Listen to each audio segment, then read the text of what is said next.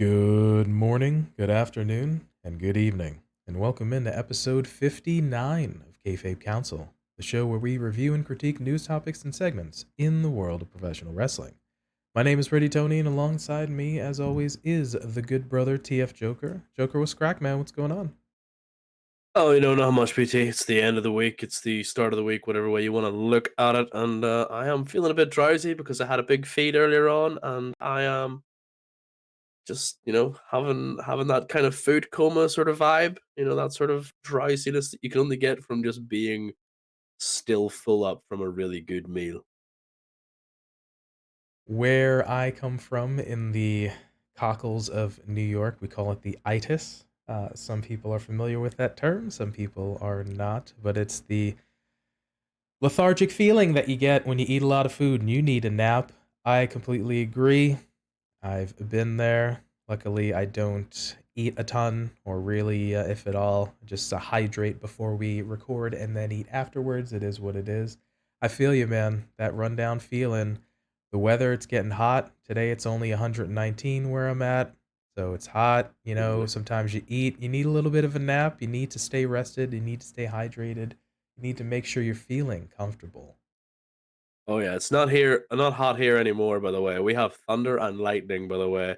Torrential downpours are the weather of the day.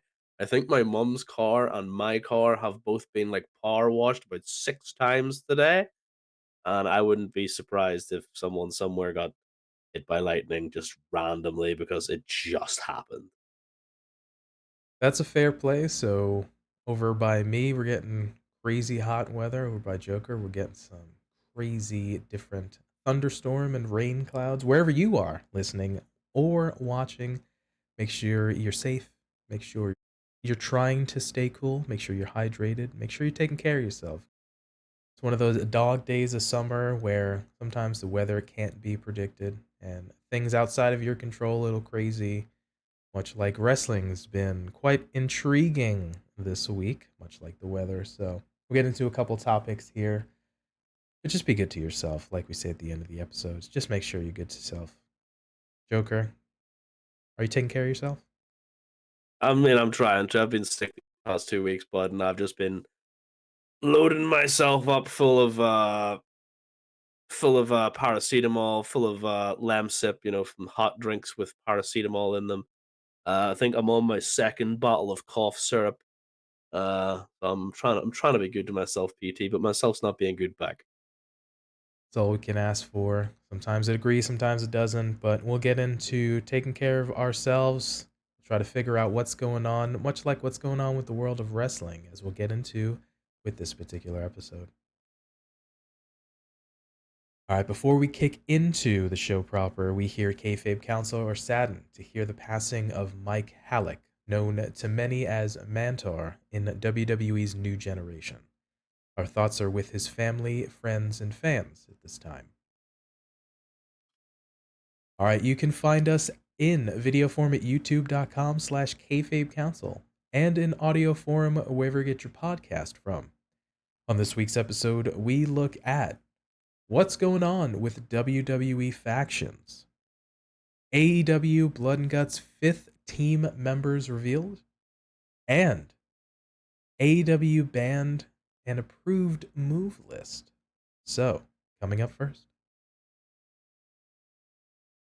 what's going on with WWE factions? Makes me think of the Jerry Seinfeld, what's the deal? It's always these weird things with wrestling. It's part sport, part soap opera, if you will.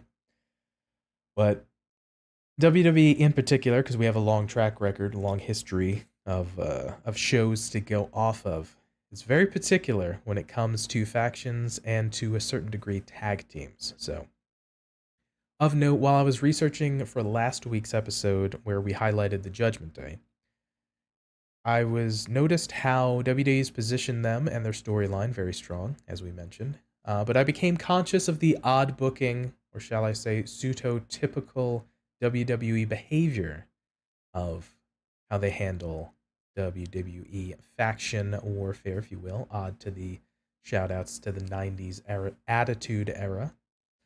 But for more information on the Judgment Day, feel free to reference last week's episode, episode 58, where we looked at tension between Finn Balor and Mr. Money in the Bank Damian Priest, as both men are targeting Seth Rollins and the WWE World Heavyweight Championship.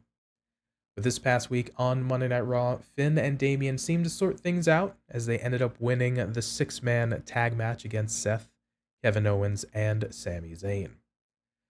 On the same show, after Imperium took the loss against the returning Drew McIntyre and Matt Riddle, Gunther seemed to chastise Giovanni Vinci, who took the Claymore and the pin from Drew. So, Joker, I thought WWE surely are not going to yet again tease faction tension immediately following the Finn walking out on Rhea and Dominic angle. Surely they wouldn't repeat the same storyline on the same show with another faction in the next segment. Surely. Well, PT, this is where you'd be wrong, because apparently that is exactly what bloomin' happened. I've no idea who thinks that this is a good idea. Well, actually, I have a very good idea who thinks this is a good idea. And that person is so out of touch. They think that mustache looks good on their face, and it really doesn't. But hey ho, I'm not a fashion consultant. I'm just a bald guy. Anyway, the Judgment Day getting back together, or sorry, healing the wounds, let's say, sort of maybe all paths were trod. They were seen to be lacking when the strength of the unit was just going to be superior, and that is what we went with. Good job, mustachioed idiot. But now we're rehashing an old tension before Giovanni Vinci even came back onto the main roster, with Imperium now sort of showing struggles. Like, I don't know what it is, but no man is an island, PT. You have to have a little bit of friendship or a buddy system, if you will. So, why is it that we have to have single stars being loners? Why can't we use the New Day as a shining beacon of what a faction means to WWE? We have three singles stars who have achieved great accolades, and we have a Freebird esque style tag team that have achieved equally great accolades inside, outside, in and around the ring and the business, as well as other sports. Imperium to me is just another version of the New Day. Like, we can have the singles runs for the boys, we can have the tag runs for the boys, we can have them be super heels. Like, they look absolutely domineering. Why do we need to split them up? Is it because you think Gunther could achieve even more greatness by himself? I mean, you're probably not wrong. He is a very, very big man, and he's a very hard hitting man. However, he needs a mouthpiece. He also needs heaters. He actually has to have some reason for us to hate or like him.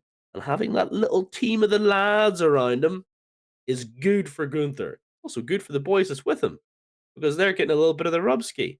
Plus, they get to be utilized on other parts of the talent. So, why are we using what just happened to the Judgment Day last week, which we were giving off about, this week? And it's not even the first time we've done it, the Imperium. I'm not gonna lie with you, I'm slightly angry about this sort of line of thought from Mustachioed Idiot, and why he thought that this would be a good change. I'm hoping someone shaves that mustache off his face and, maybe slaps some sense into him. Um, but we all know that's not gonna happen either. Yeah, it's one of those weird things that traditionally we've seen babyfaces be the loners. They don't have friends. We've seen an angle where a babyface will get attacked by a heel or a couple of different heels, and a lot of times no one comes out to save them because babyfaces don't have friends, but yet heels even if they don't like each other, can get along. So it's one of those weird storytelling elements. I don't understand it sometimes, but it is what it is. We must overcome adversity. No, you idiot, you don't. You just have to be really popular and get over, and then you can just a rising tide raises all ships. Ever heard of it? Like, come on. You don't need to just have one bloke out there going, I am the Rock, and I have all of these quips because LA Knight's better anyway. So I mean, let's face it, sort it out. We've seen the WWE go back and forth between that specific trope that I'd mentioned kind of recently with either Drew, who was a loner, and then sought aid from Shamo and the Brawling Brutes at one point. Matt Riddle, who was getting beaten up, and then tagged in Sammy and KO, and now kind of Drew. So we like to use kind of both of these, the actual trope of baby faces being loners, but then also occasionally getting help. It's one of those, just pick a lane at the end of the day. I don't go back and forth repeatedly. Just either have them have friends or have them not have friends. Just decide where your story's gonna go. Exactly. Like, pay attention to what's going on with your faction because the Judgment Day was super popular and you decided to tease tension. Like, no, buddy, that's not how that works. Just when you're just when you're trying to raise another member up to that upper level, you're teasing tension. That's going to take away from everything you're trying to build. What are you even playing at? And it's the same with Imperium. Like, we're coming close to Gunther being the top the longest reigning IC title, longer than Honky Tonk, which is what I want. I think we're like 8 weeks out, whatever it is, and people are already like, "Oh, I want Drew to win. I want Drew to win." Blah blah blah blah blah. I love Drew. Absolutely love Drew. What would make sense though is for Gunther to retain and for Imperium to stay together, so that this is a collective unit of heels, and we understand that Gunther is supposed to be insurmountable. Yeah, the nature of having factions, specifically of heels, makes the most sense for having baby faces overcome and fight from underneath and all that. So those particular aspects make sense. But alluding to something you mentioned earlier, sounds for Gunther looking as strong in Imperium, Ludwig and Giovanni haven't had the best win-loss record. The little research, Giovanni here in 2023 is 5-35-1 in 41 matches this year. And Ludwig in 2023 likewise is 5-36-1 in 42 matches this year. Safe to say they are on the losing end so far in this calendar year. But of course, you alluded to it before Giovanni was paired with Gunther and Ludwig at Clash of the Castle, a return to the Imperium faction. Gunther had an angle where he reprimanded Ludwig, stemming from Ludwig not winning matches. So teasing tension within Imperium is not a new thing. Honestly, it's a recycled storyline.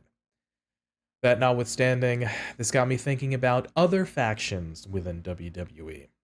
I know that the LWO has been promoted this year, especially the pairing with Bad Bunny, with Backlash being in Puerto Rico.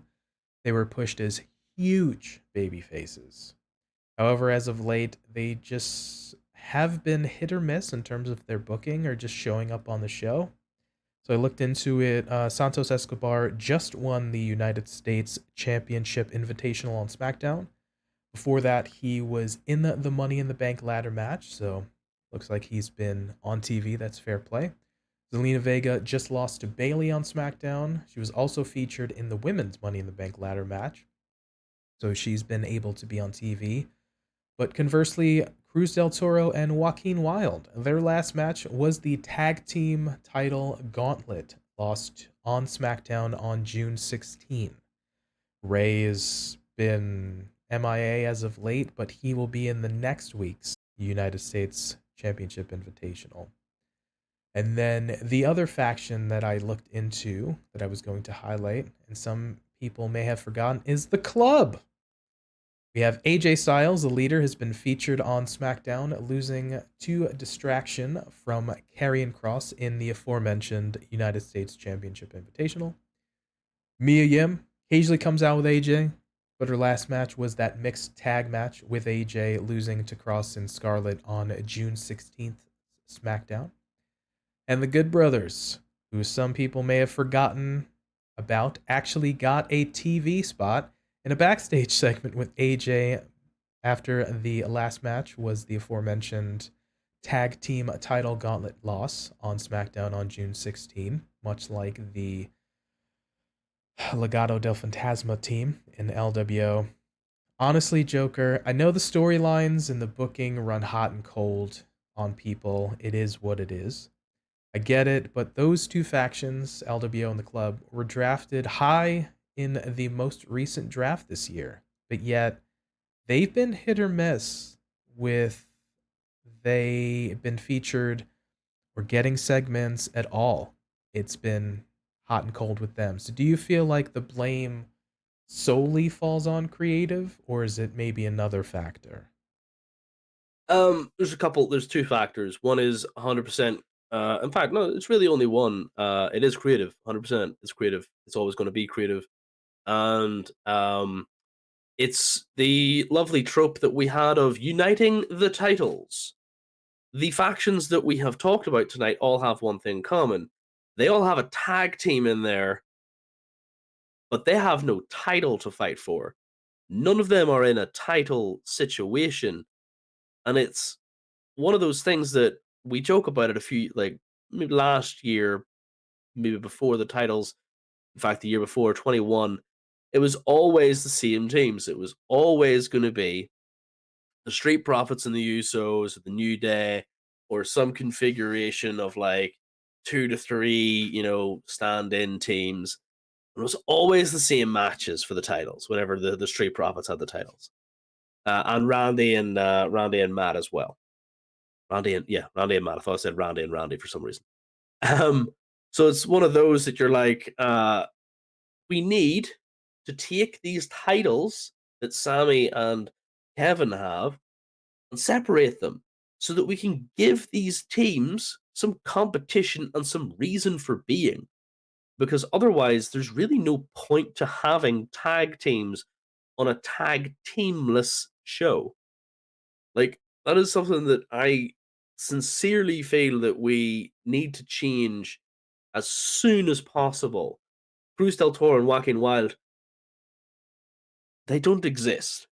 They just don't exist. They're part of Latino World Order. Yeah, cool. Latino World Order is just Santos, Rey, and Zelina right now because they're the only three people you constantly see on TV, and that's good for them, and I want that for them. But a rising tide raises all ships. Why don't we try and bring the tag team titles into this? Get Cruz and Joaquin to start challenging for that. Yes, they don't have to actually win these titles, but as long as they're in the mix, it's the same with the OC. You would think we were clairvoyant. We actually had our pre-production meeting last night, and we were talking about these factions and stuff. We're like, okay, PT came up with the idea of the factions, and then we're the mentioned the club, etc., etc. And then I was watching SmackDown this morning, and I was like, we're talking about these guys tonight. Like, I can't believe this is actually on my screen right now. They're listening in. But yeah, we must be clairvoyant or something. It was good to see the OC on my screen. Not really good to see them in the capacity that they're being seen doing, getting their butts whipped. Yeah, so it's just fix the tag team division. I know WWE doesn't like tag team wrestling comparatively to AEW.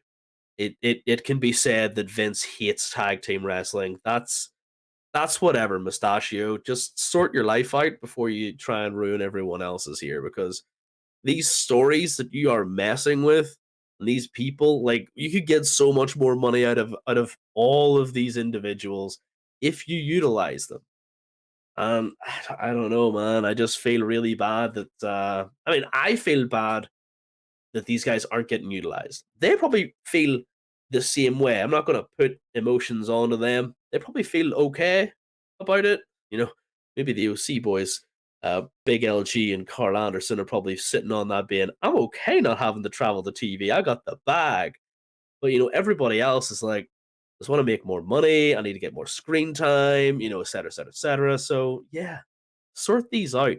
These factions are great. You're underutilizing them, and it's a dang shame. You made mention of KO and Sammy holding I guess the term is the unified tag team championship.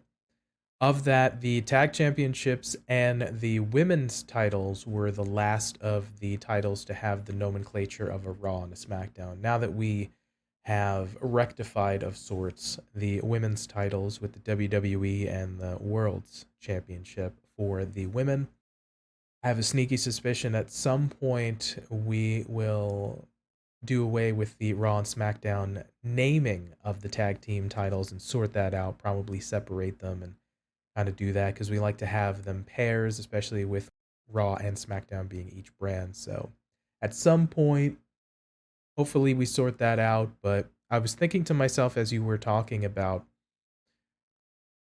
I know KO and Sammy tagged with Seth on Raw in a 6-man. I believe when I was reading out these notes and researching that aforementioned gauntlet that Pretty Deadly won, did KO and Sammy have that match with Pretty Deadly on SmackDown? Or are they still pending?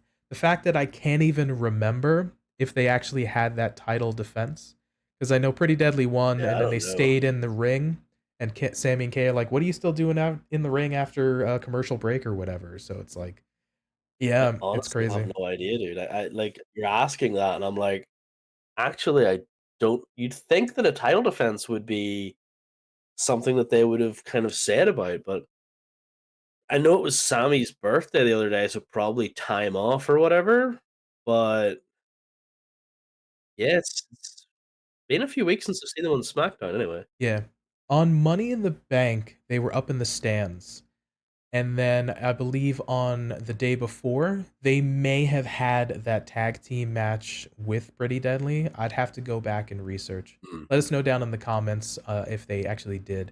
But yeah, it was one of those where they haven't had a ton of defenses as of late. I know right after they won those titles from the Usos, they were doing a couple of like open challenge. All right, let's have a match right now. Person who interrupted us, mm. type of thing. And at the end of the day, to circle back to the question I posed to you, it's gone creative. If the creative is not feeling a tag match on the night in question, or they're just not feeling it at the moment, gotta shoehorn in something, give these guys something to do. The aforementioned Joaquim Weil and Cruz haven't been featured or just have shown up on television, maybe in the background as of late much. And the OC, like I mentioned, Mia was occasionally accompanying AJ to the ring. Good brothers. They showed up backstage on SmackDown. Before that, they had a random appearance backstage with AJ, I want to say 2 or 3 weeks back, and then in that aforementioned gauntlet. So it is what it is. It's a tough beat. It's probably on creative. There's not much you can do as the independent contractor in that situation to try to ruffle the feathers like, hey, we want to do something we need. I'm sure everybody wants to have some television time, get in matches, get in title hunts, of course. But to that end, ended up just looking at a couple of the other ones, and we can go on and on about the other groups. Like you mentioned, New Day is banged up right now. The Way is MIA. The Brawling Brutes just kind of exist. Damage Control are trying to make it work with Dakota Kai out and EO teasing a face turn.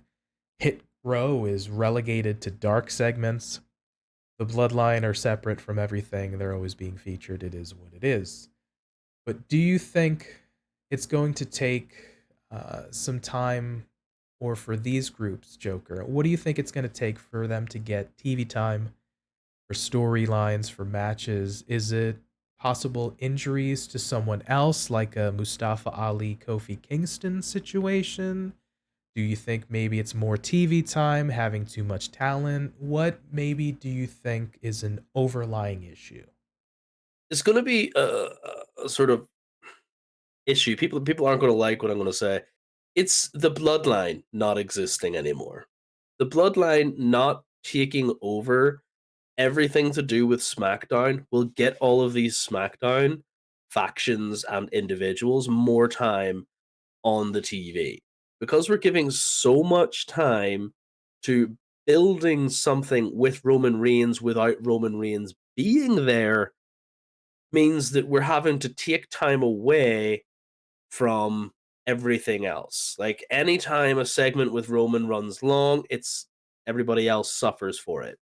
So it is honestly the bloodline no longer existing in its current form is the real boon to everyone else having their moment in the sun. Like they are the only thing that can actually help everybody else. And at the minute they're hurting everyone.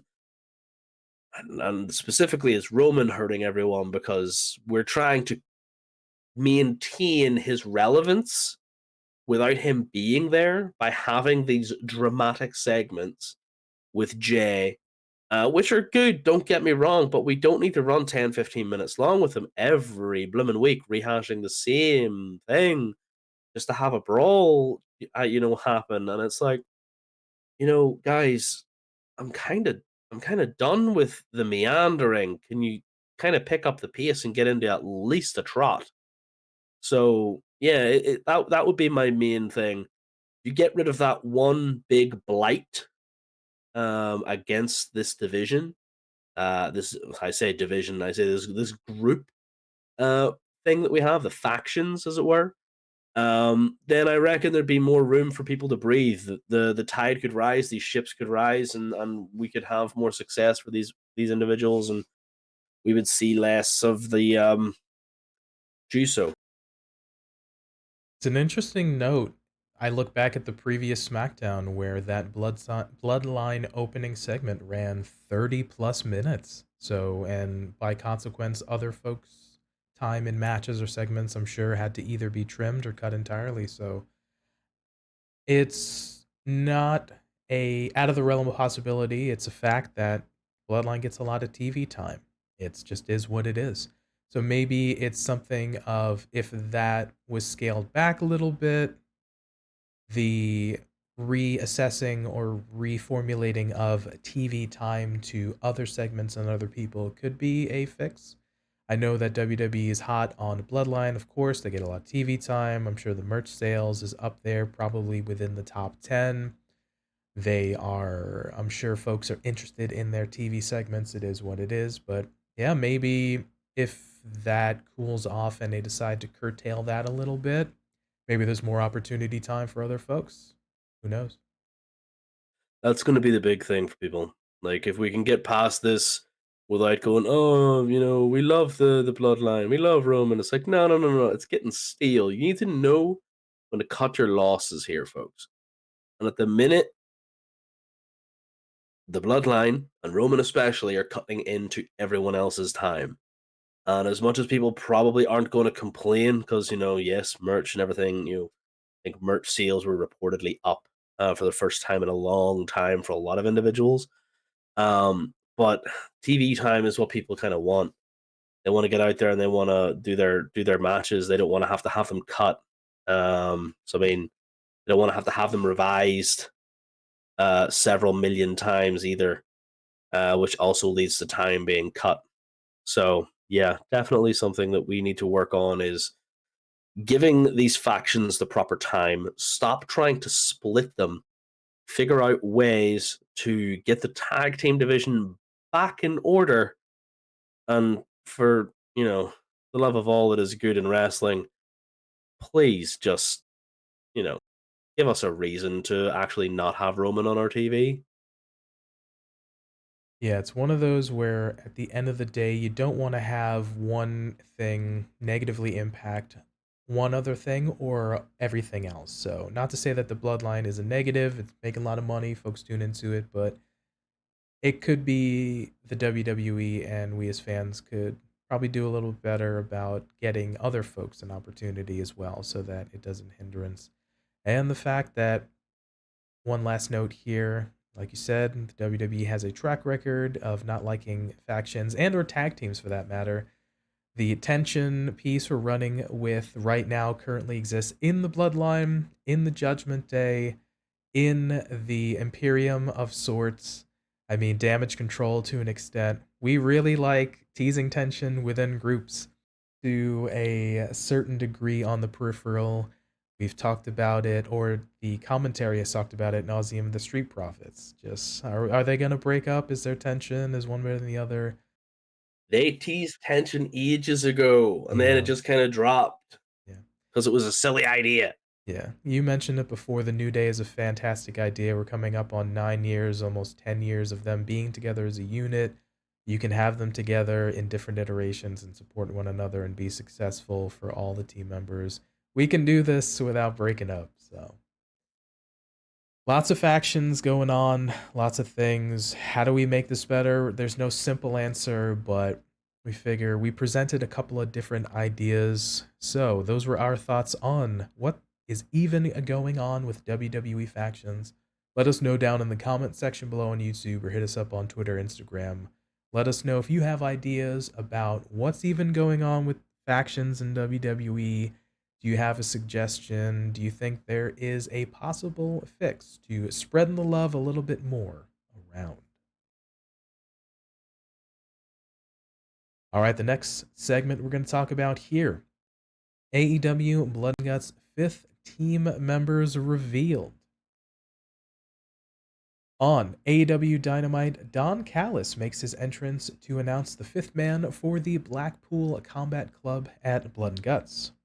Don's here to make a very important announcement, and he's very excited about it. Don's so excited because the 5th member, along with the rest of the BCC, is going to slaughter the Elite and Kenny Omega, and may God guide their hand. No one is more deserving of this abuse than Kenny, who is an ingrate, a coward, and a punk. Enter Kenny Omega. Jon Moxley and Konosuke Takeshita get between Omega and Callis, when suddenly Pac cuts Omega off with a chair. They beat Omega down in the ring, and Pac gets on the mic and says Kenny has no idea how long he's been waiting for this, since Kenny shattered his nose, and Pac is the 5th man, and Omega will pay his price.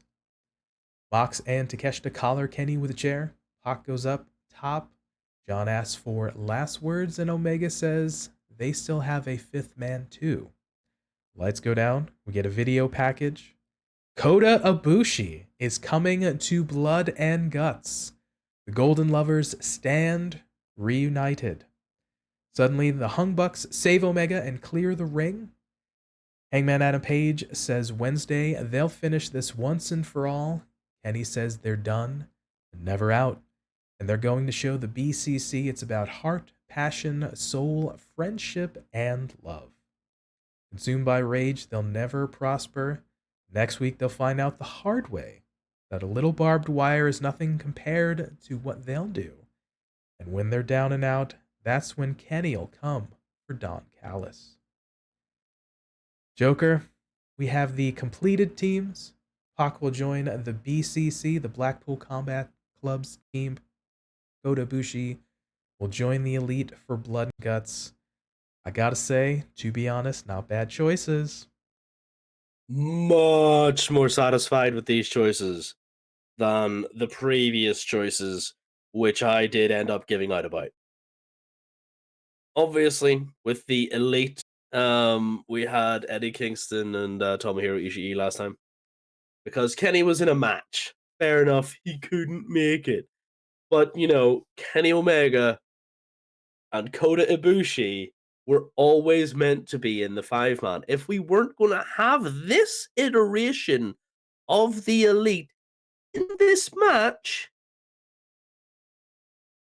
what are we even doing? You know what I mean? What is the point? Like, it just, to me, it reeked of AEW's typical stance of we need to keep momentum going, and instead of bringing in other talent and pushing them and getting other stuff done while this is on the side, we're going to just kind of give you 50% of what the final product is going to be. Because I'm pretty sure about a month or so ago, we talked about this match being in Blood and Guts. And I was kind of hoping it would have it in Blood and Guts and be it all in. I'm not getting that. Okay, whatever. But I'm super happy with the choice of Pac because it's been a long time. It's been since January since this man has been back, since this man has been in this AEW ring, out with broken nose or whatever the heck it was, I think, from Kenny. And it's just one of those things that you look at him and you go, I love this guy. He's just such a bastard. And he's so good. He's so good at what he does. I love the former Neville, the now Pac. He's just a character that you look at and you go, he's so talented, he's aggressive, he fits the mold that the BCC are sort of projecting out into the world here. And he has beef with Kenny Omega. Like, okay, cool. I mean, I just like him because he's Pac. I prefer that as opposed to everybody's gonna be like, oh yeah, but Joker, you hated the fact that Eddie Kingston was only there because he wanted to fight Claudio. I was like, yeah, but Eddie Kingston wanted to fight everybody. Pac literally only wants to fight Kenny, so do with that what you will. Tomohiro Ishii was just there to fill out the numbers too, so come on, come at me for that one too. Pac is going to be one of these elements that will have an amazing segment with Kota. He'll have an amazing segment with Kenny. He'll have an amazing segment with Hangman, and he will crush the Bucks. Like, there's going to be so much animosity between Pac and the Elite as a whole that it's going to be fantastic to watch. And back to Kota, like I was lying in bed trying to get up so I could start the day, and I was looking at Twitter, and I was kind of dodging all of the AEW comments, and I kind of yawned and just kind of didn't swipe at all, and looked at my phone and saw Kota Ibushi. I was like, oh. So I was a wee bit annoyed that I spoiled it for myself. But I was also happy that I wanted Kota to be part of this for months now, and I'm super happy that he is. This will be interesting to, to discover just how destructive the Golden Elite can be. Yeah, it was nice that they kept it a surprise in terms of what the team members were and ended up being, as well as the pops that both guys got, Pac and Kota, without advertising. They just showed up or were announced and were like, ooh, and the crowd went wild, at least the live crowd. And a lot of folks seem to have liked the picks. So I'll agree.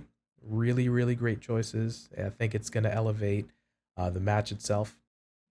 In terms of Pac, I think with the rivalry between the Elite and the BCC going back some months now, and with all the other competitive and combative elements with Hangman and Mox, with Kenny and Don, Kenny and Pac, all these little subtle plots, like you had mentioned, are going to make for interesting pairings in the eponymous match upcoming next week, or this week rather, upon release of this episode. We've gotten an indication of what's upcoming, because this is the third iteration of the Blood and Guts, the double ring steel cage enclosed gauntlet style match. This is AEW's take on War Games.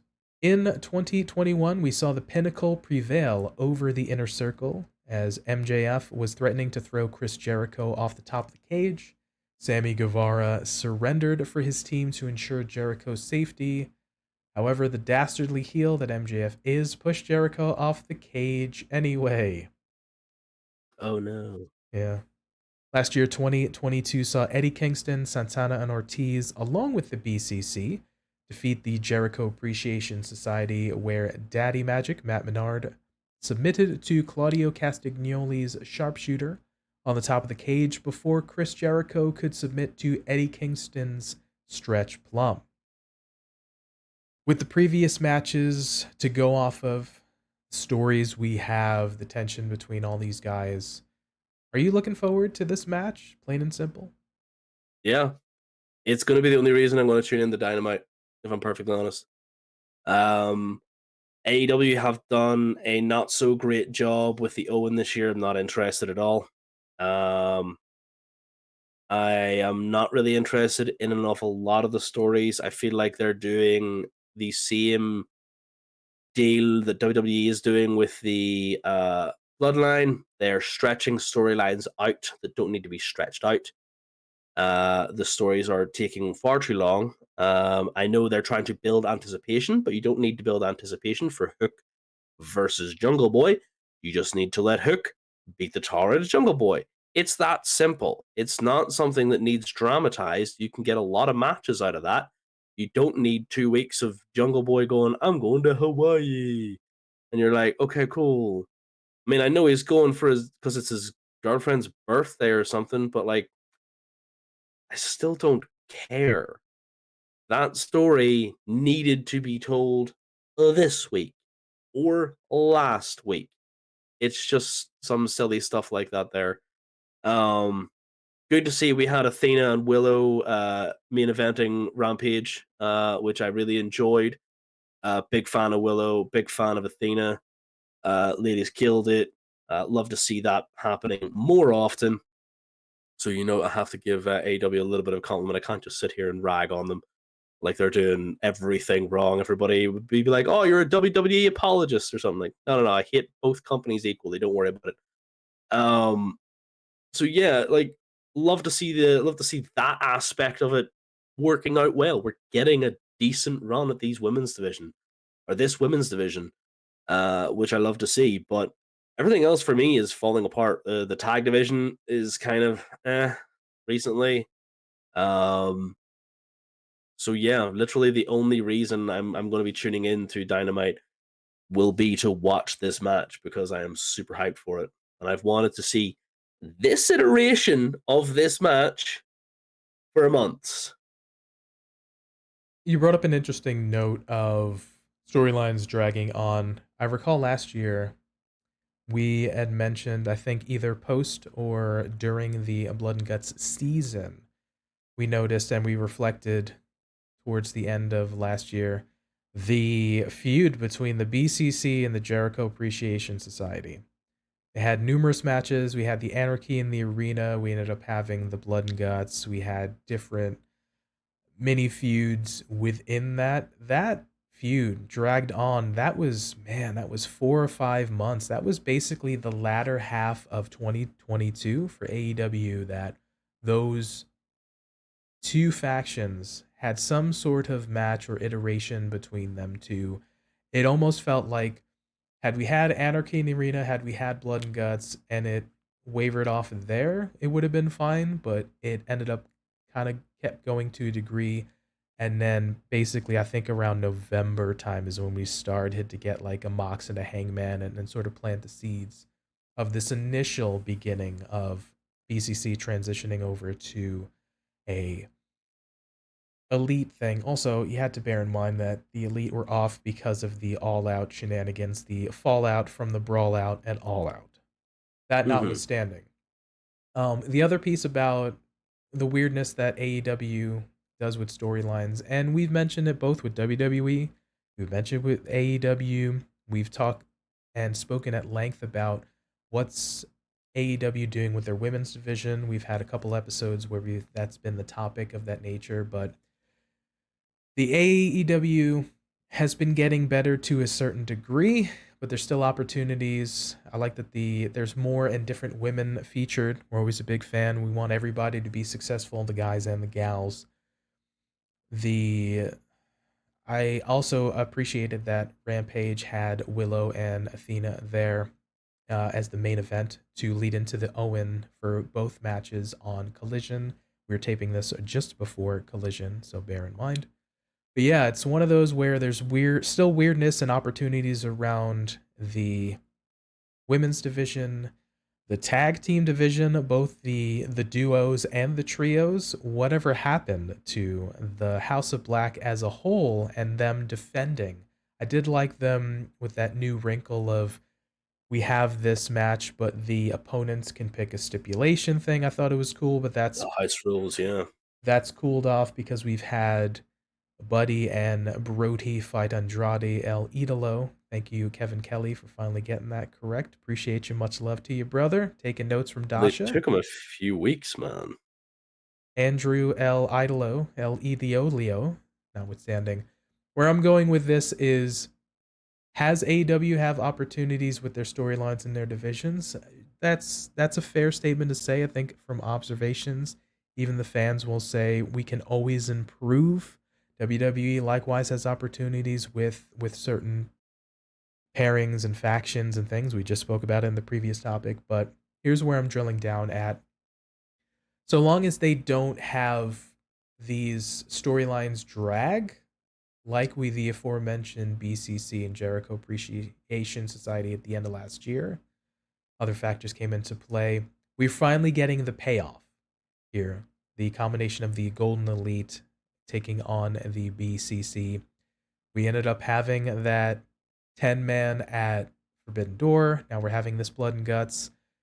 Joker, I'll bring it to you with a question. Do you feel like this will continue on like last year's BCC JS feud, or will this subside with Blood and Guts? Honestly, it's really hard to tell, PT.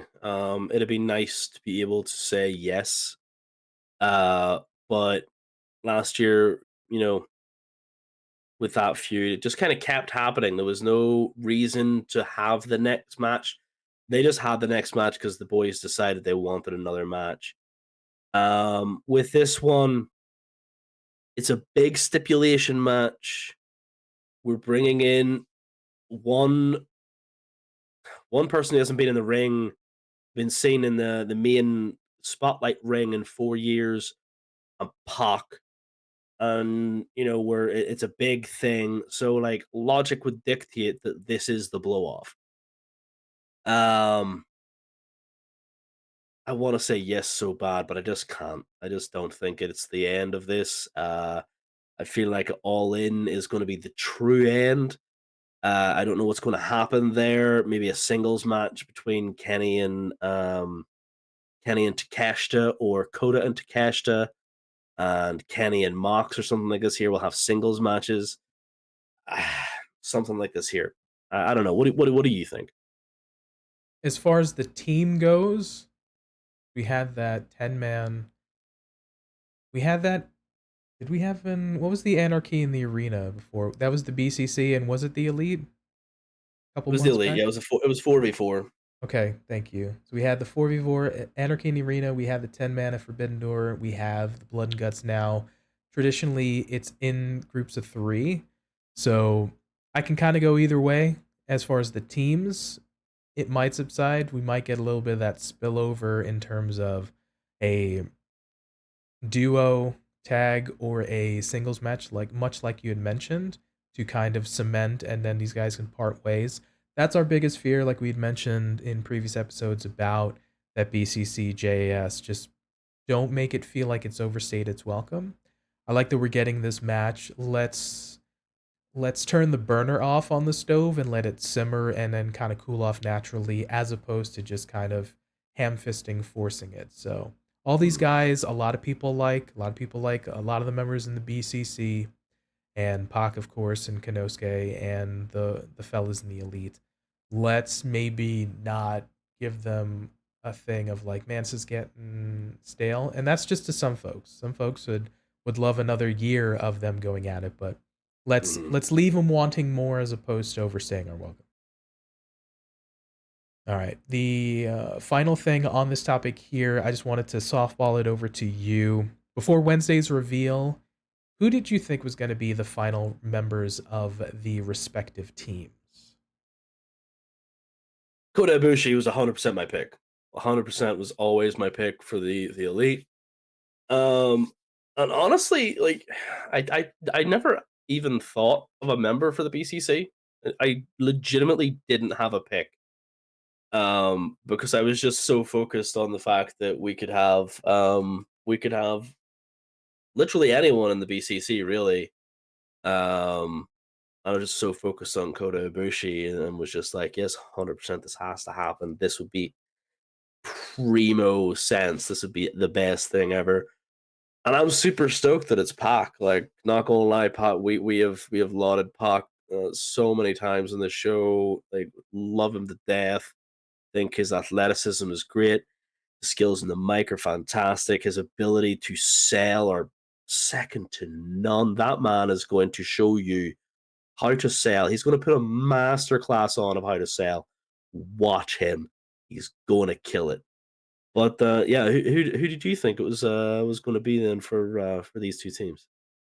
Before Wednesday, I originally thought on the BCC side, possibly Shota Umino, being John Mm. Moxley's pseudo young boy. It made sense to me, but we ended up Mm. getting that exact team, that iteration at Forbidden Door.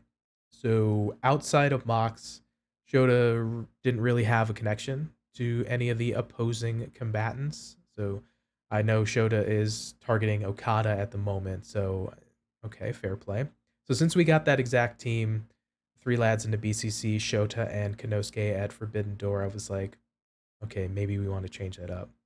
So I ended up like looking at the men's roster and I thought who could work. No one seemed to fit with the BCC and or possibly feud with an elite member. So at the end of the day, I was glad it was Pac because he gave a quick promo. He made it make sense. He wants to go after Kenny, avenge the injury, the loss of the trios titles, the whole nine. That made so much sense when it was Pac. I was like, oh, light bulb, bing, really great choice. And for the elite, I was always much like yourself going with Kota Ibushi. They alluded to it heavily, I think, 2 or 3, maybe a month or so back, when Hangman was just saying, "Yeah, Kenny's out of the country, but he's not in Canada." I was like, "All right, Mm. it has to be Kota." So, but much like yourself, either way, I'm good with the choices, and I'm looking forward to the match. And this is just going to be a beautiful disaster. Yeah, I'm looking forward to it. That's all I can say. Can't wait to see the pop for these boys whenever they come out. All right. So those were our thoughts on the AEW Blood and Guts fifth team members revealed as Pac and Kota Ibushi. Let us know down in the comment section below on YouTube, or hit us up on Twitter, Instagram, and let us know what your thoughts were on Kota and Pac being announced, the Blood and Guts match upcoming. Who you think's going to win? Feel free to let us know.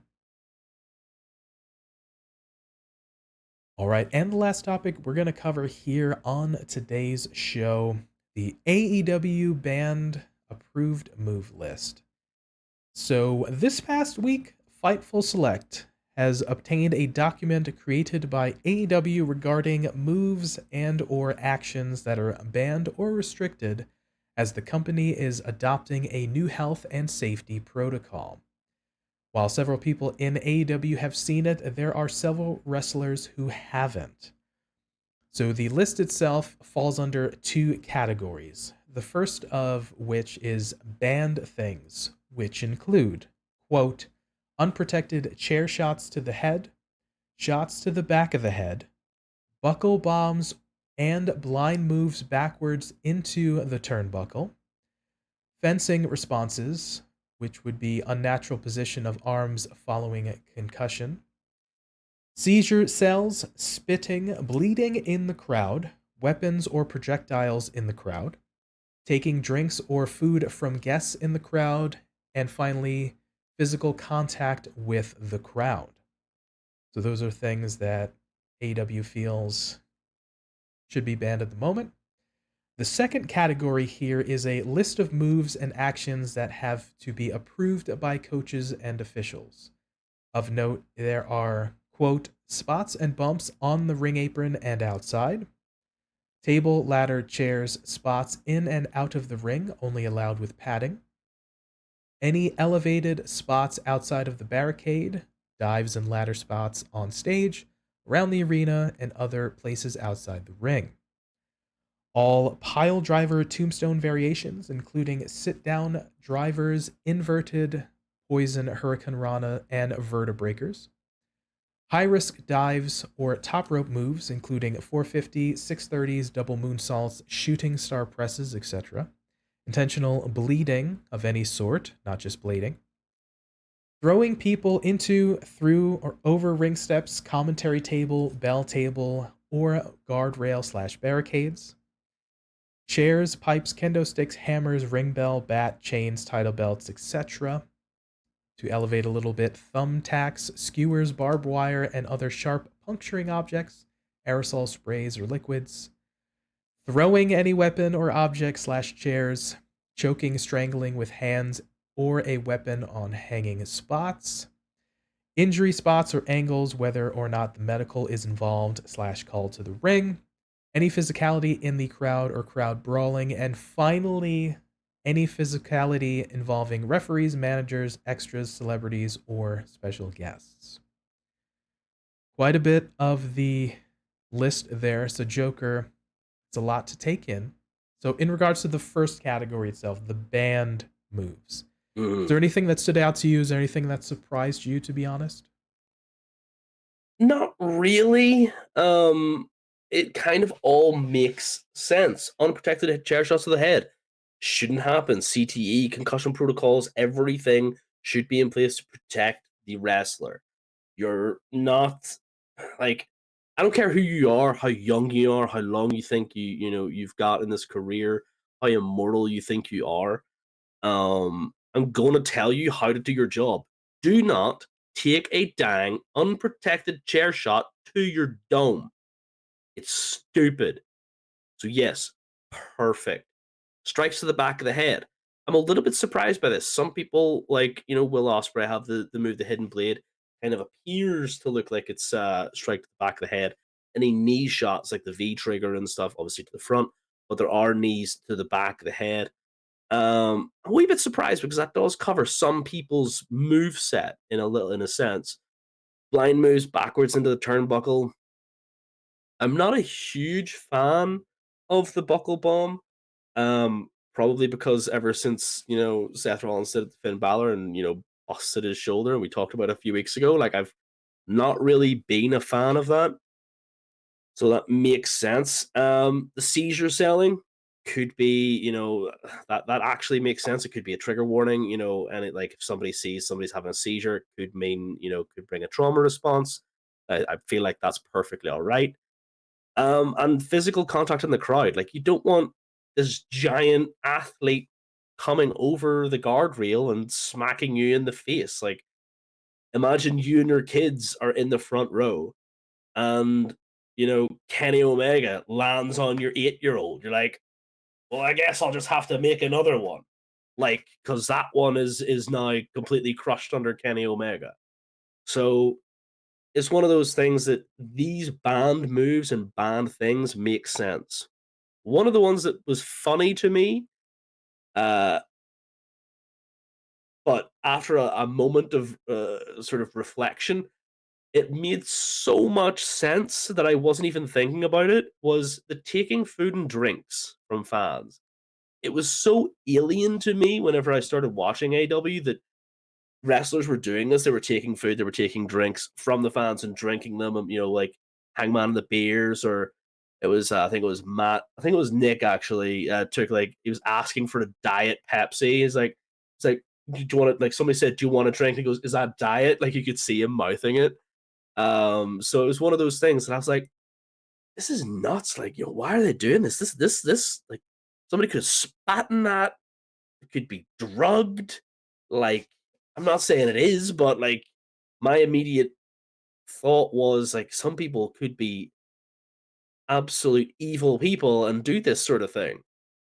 So I'm actually really, really happy that that thing is now banned. I think that one makes sense. Yes, it's crowd interaction. It's something that AEW was built on. This isn't the indies. AEW is trying to be a legitimate promotion. Let's try and treat it like a legitimate promotion. We're not trying to use the fans as stagehands. That's a fair play. I think those are honest and well thought out responses. As I read it and have time to digest the banned move list, I'm agreeing with a lot of your points. The shots to the head, like with chairs and other stuff, makes sense.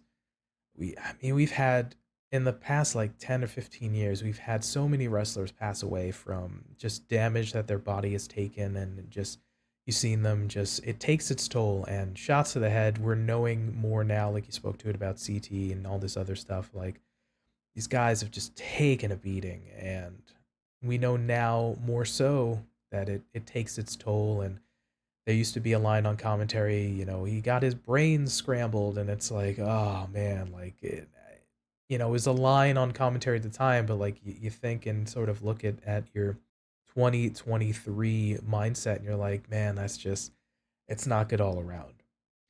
Shots to Mm, the head, the notion of like the blind moves backwards.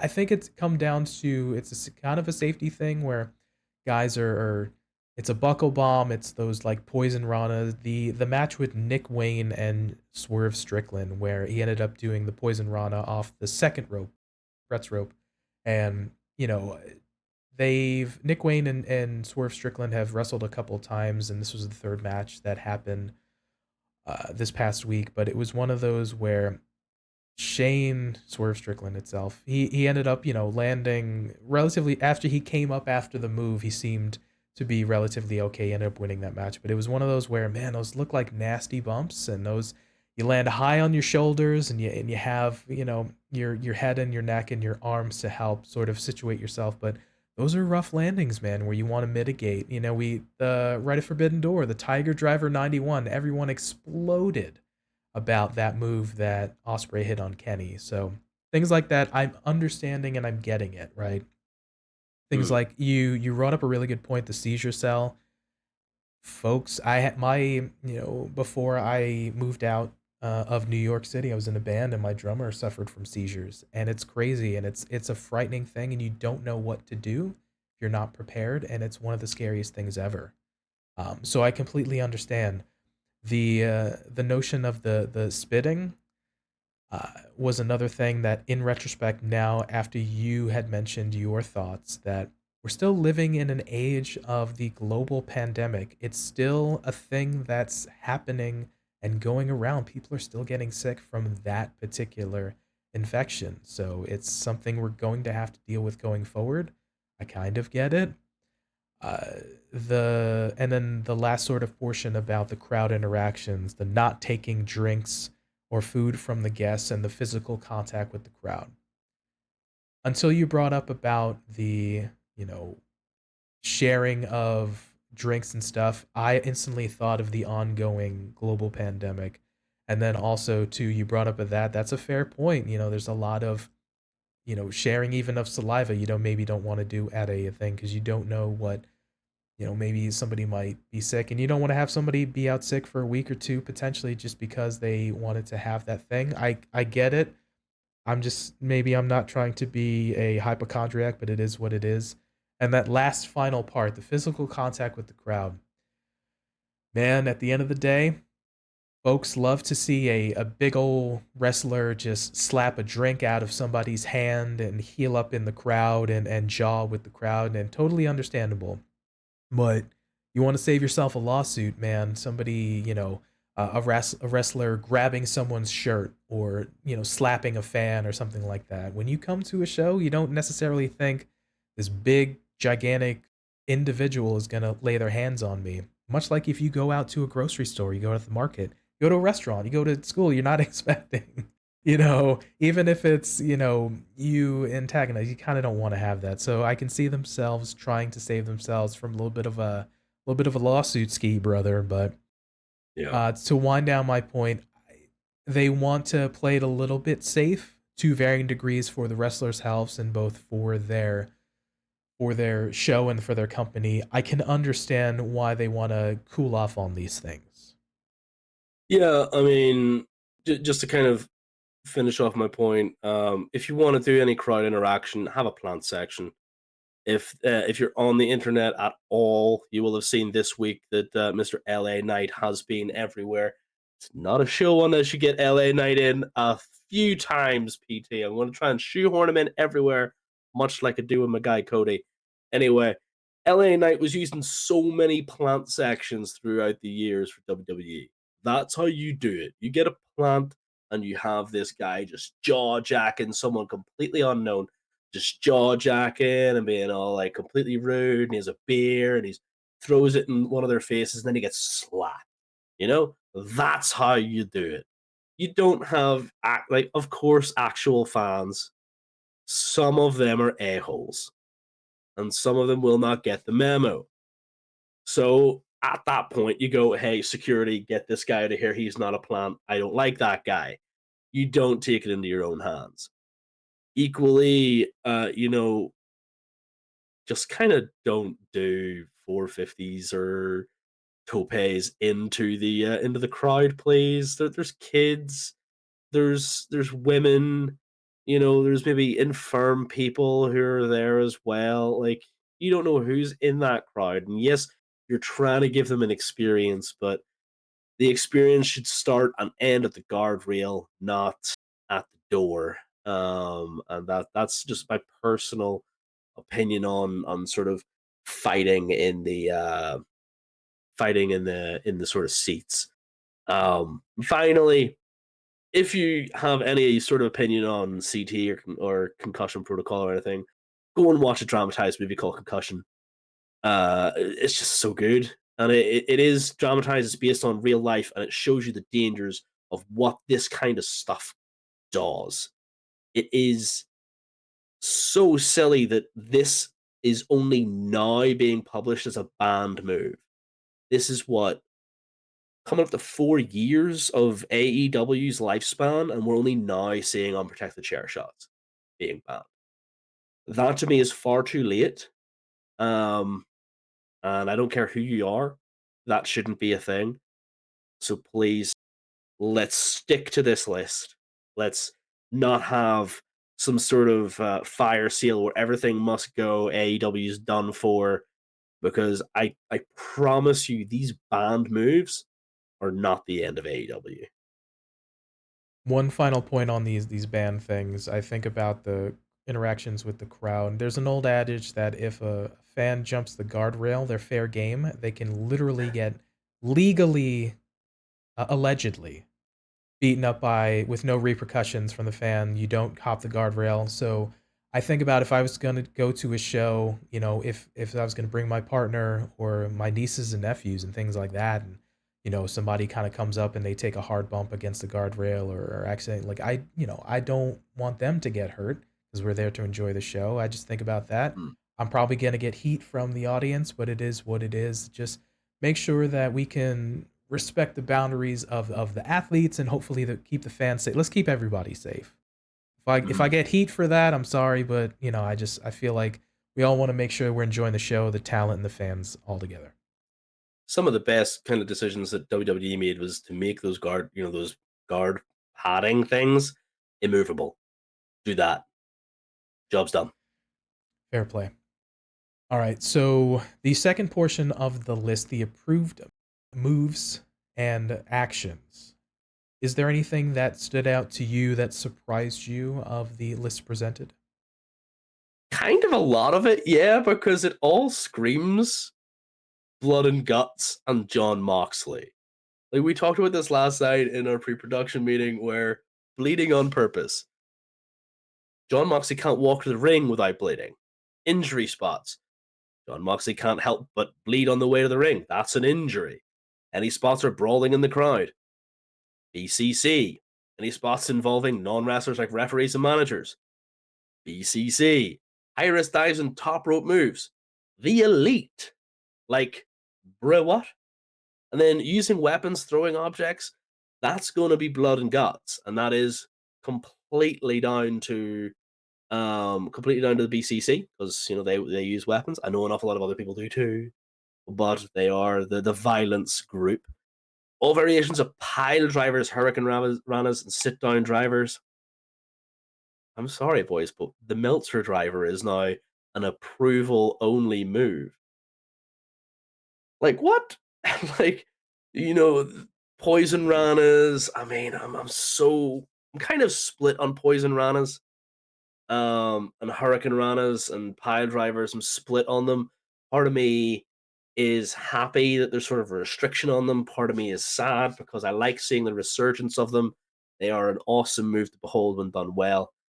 And then you see the Tiger Driver 91 and the response that it got from people who didn't look at it and go, he landed high on his shoulder, on his neck. And even Kenny himself came out and said stuff about defending the use of the move. I'm not going to argue with the guy who took the move. If he knows how to take it safe, and that's the first time Tiger Driver 91's been seen in how many years? Like, A long stupid time. amount of years. Yeah. So these guys knew how to do this move. They know how to do it. Don't break out a 91 at your local indie show because you don't know how to do it. Any spot with TLC, those should be big showstopper unit moments. So yeah, they definitely should be approval only. And bumps on the ring apron or outside the ring. There was a match a while ago. I think it was Roosh. I can't remember actually who it was. I'm just gonna make up. If I say a name, I'm just gonna make it up. But somebody took a really gnarly bump on the hardest part of the ring, on the ring apron. And it looked so bad. And they actually took a minute to get up from it. So, harkening onto the injury spot, the possibility of seizure, et cetera, et cetera, et cetera. So, yeah, limiting those is probably a good idea. And let's not forget, we have people like Paige, now, Soraya, and we have Brian Danielson, and we have Ricky Starks, all with neck injuries. Like, we have to preserve these people. They have to have careers, they have families. Please use these sparingly.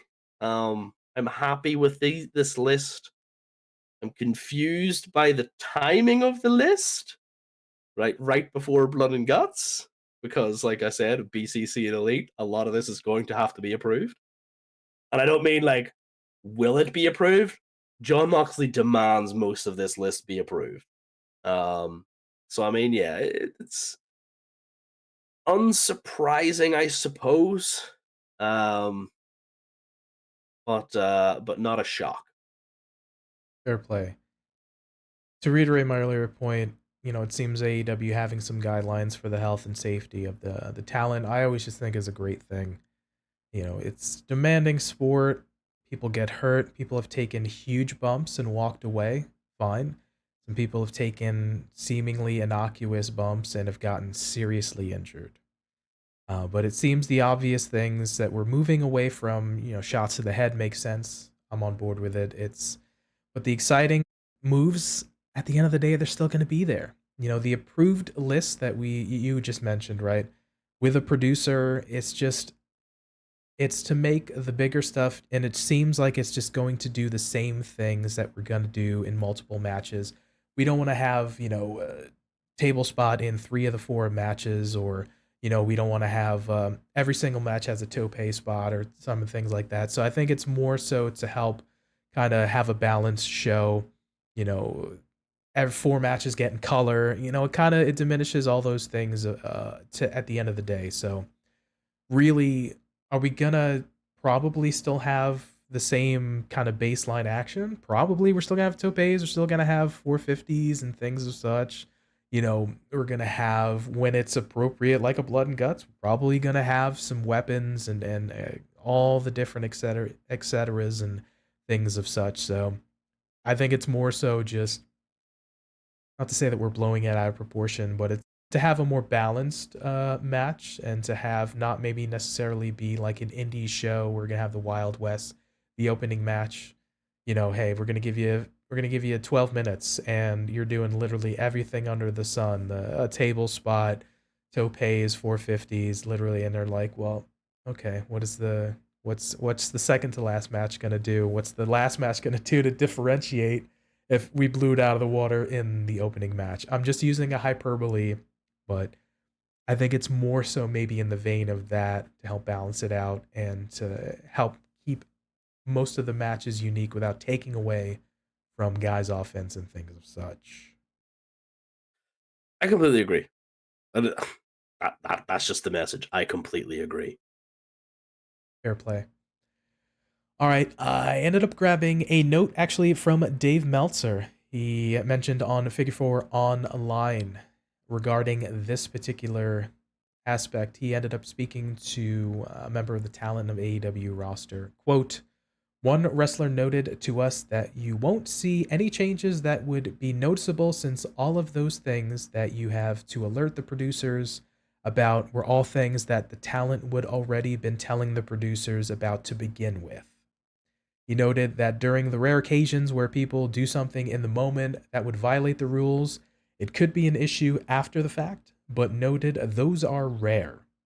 He expected if that were to happen, he expected minor fines but no great repercussions, and it wouldn't happen often enough for that to change the product at all.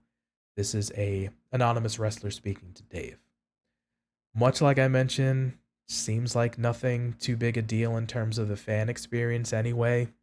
You know, it's just more like, hey, I want to do some of these things that are part of my offense or maybe a spot or two, and here I'm already kind of mentioning it to the producer or the coach or anything so that we can all kind of get on the same page and type of deal like that. So of course, it's just what we were talking about. Some people shared their thoughts on the matter, like we are doing. I pulled a tweet from Eric Bischoff, responded to the list of banned moves. Bischoff stated, quote, welcome to the hashtag AEW PG era, hashtag inevitable. Go away. Yep. And then I looked into some of the comments more or less agreeing with Bischoff's remarks to varying degrees, condemning AEW will essentially plummet further in the ratings and eventually fold. Gotta love the internet wrestling community. Joker, you've seen the list of banned moves and approved list. You've had some time to absorb it. Is this AEW going PG? This is AEW protecting their workers. Catch a bloody grip, you ingrates. Everybody's sitting here complaining. Oh, we didn't have this person for very long. It's like, I want to see this person back at the ring on, this, that, and the other. Stone Cold, no broken neck, and he didn't have blah, blah, blah, blah. And the set, and I'm just like, okay. But the main thing you're talking about is the fact that they have to get permission to bleed. Okay. They're still allowed to bleed. It just has to make sense.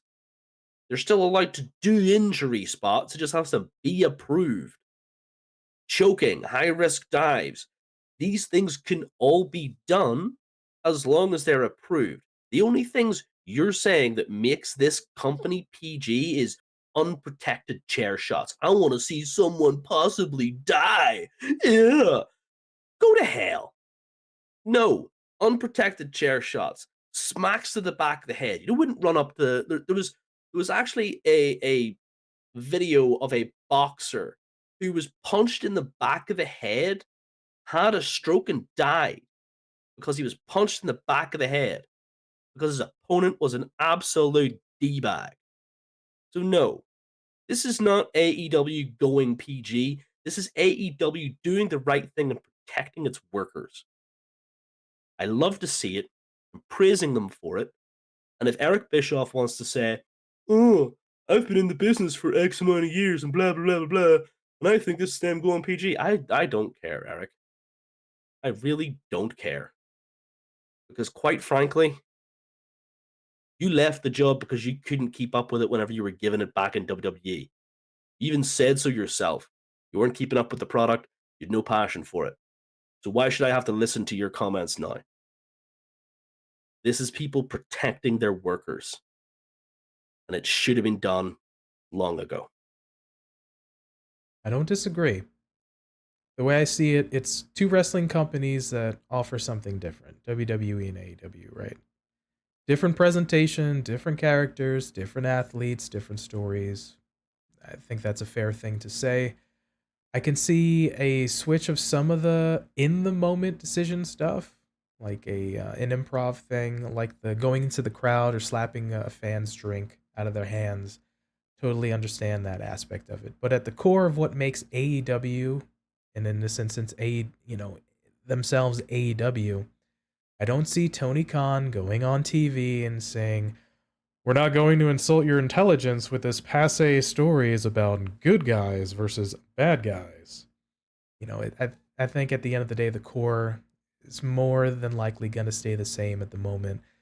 That's not to say that down the line, AEW management wants to go for a certain TV rating or prohibit moves or language or something else. That ultimately remains to be seen.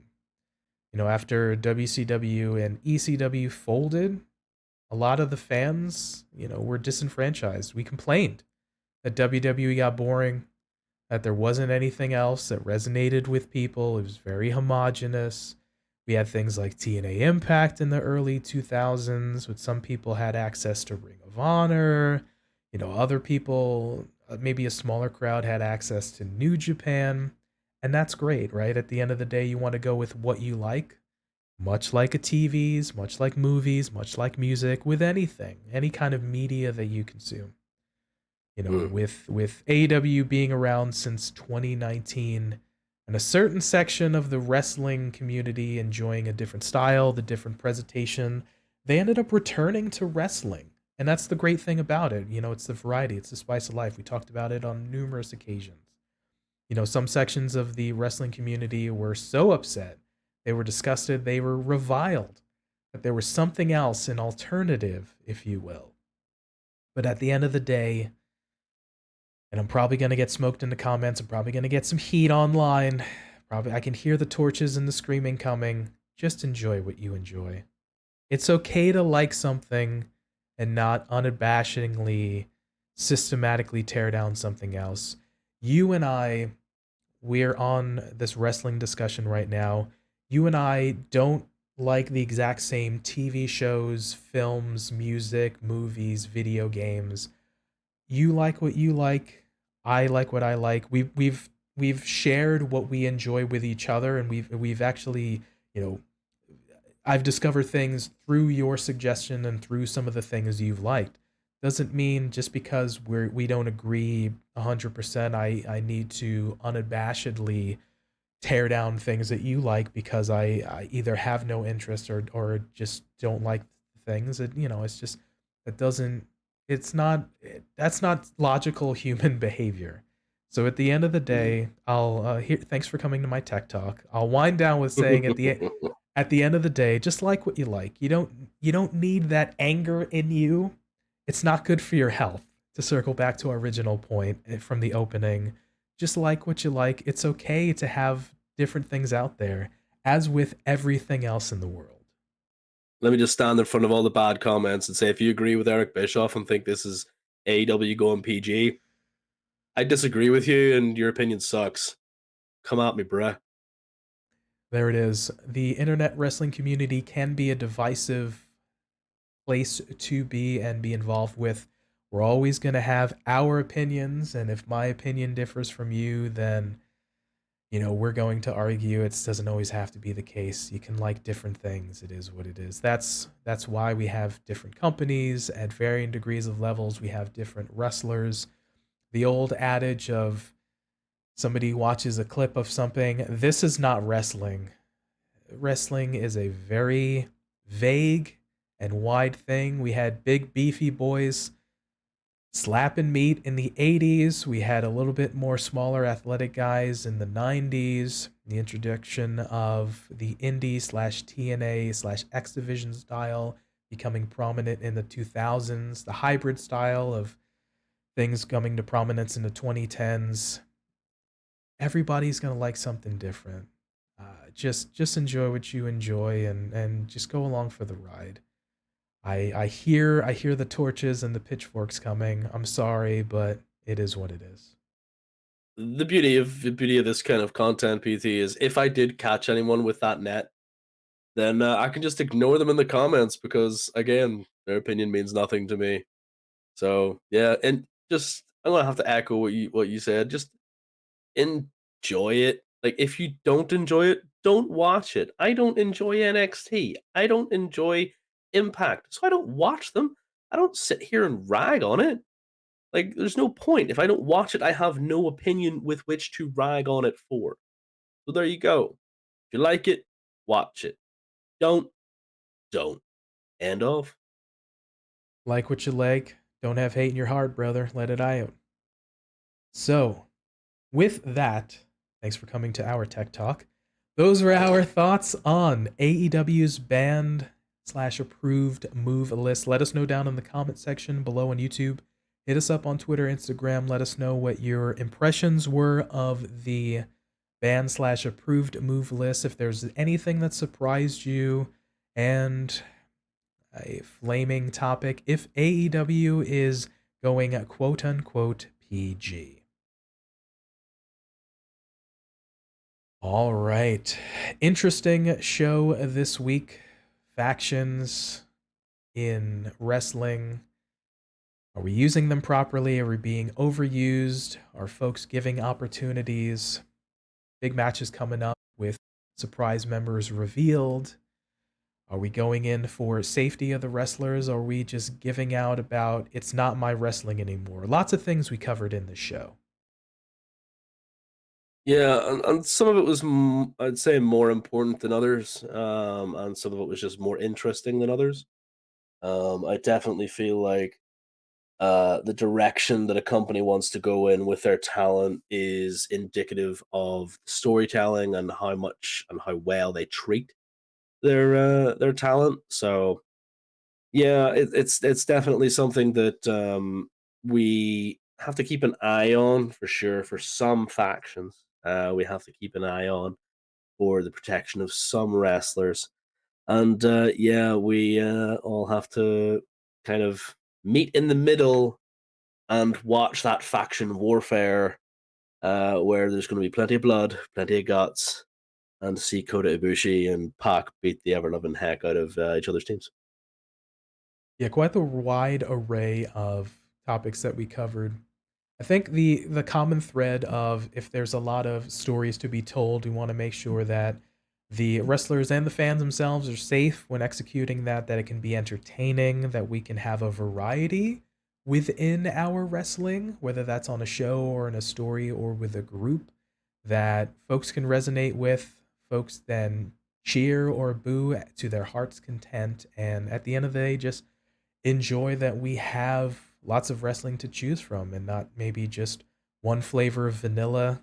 It makes me think of that Soylent Green, that you can only have that for the rest of your life and it would get a little bit of boring, but hey, we got some choice and some choice is not a bad thing to have. Completely agree. All right, thank you so much for listening this far. Appreciate you. I'll reiterate our intro. Stay cool out there in this dog days of summer. Take care of yourself. And we're going to wind down on out of here. So, for TF Joker. LA Knight now buys only the most premium of insurances. I need some insurance myself, some premium, insurance. And for me, Pretty Tony, we thank you for your time. Let us be a part of your day. And remember, be good to yourself, be good to each other, and we'll catch you next time. Peace.